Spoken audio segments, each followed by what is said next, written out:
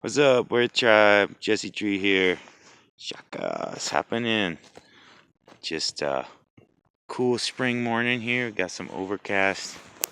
Looked like my apricot tree got a little blasted by cold last night. But my almonds and stuff are looking good down there. And I'm just about to open up my biochar pit.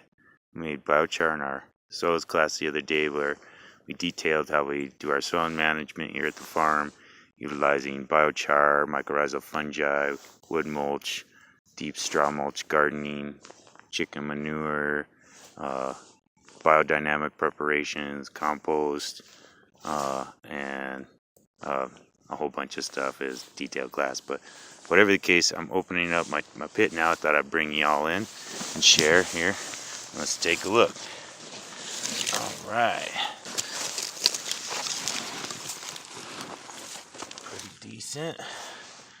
Got some bigger chunk here that I'll have to get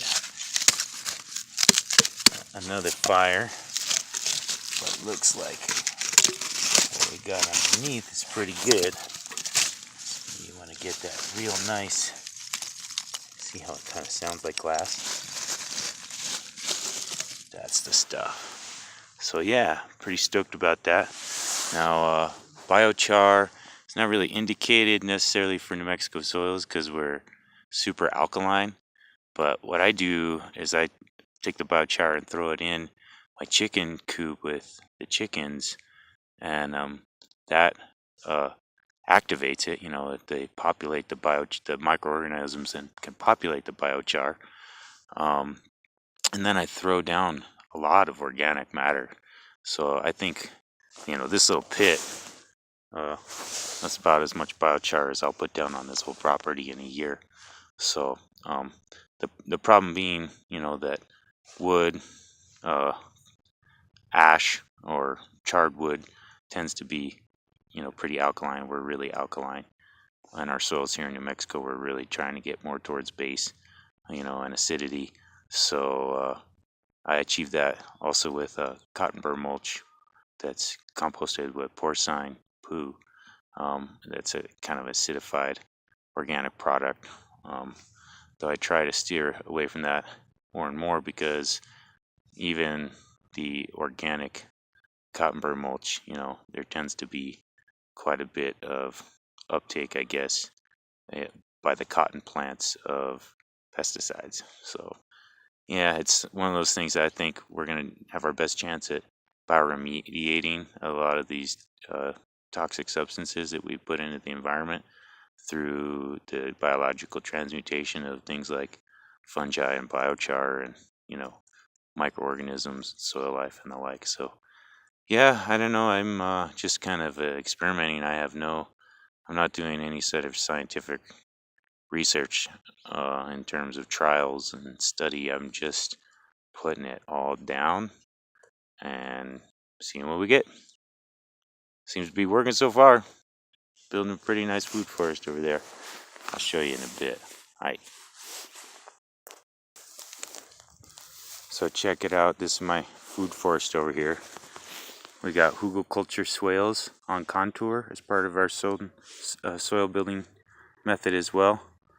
We got at the bottom of the field down there, we have mulberry and locust and pecan as the overstory. Then we got an understory of dwarf fruit trees of apple, peach, almond, cherry, plum, and then under that we have sea buckthorn and currant and rosemary. That rosemary looks like it ate it over the winter. And we plant a lot of perennial crops. We got jujube in there, and we got nettles and lemon balm, and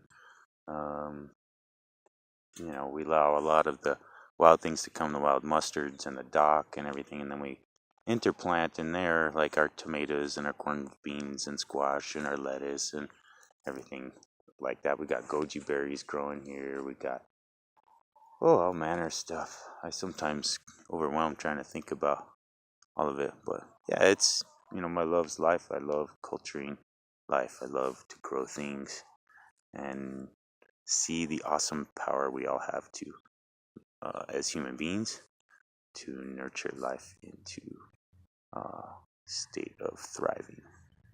So yeah, that's what I seek to do in my own life. I seek to do with you, my friends and family, viewership. Every other human being on this planet is another extension of myself. The only way we're going to rise to greatness is if we start taking care of ourselves and then one another, in that order. At least that's what I think.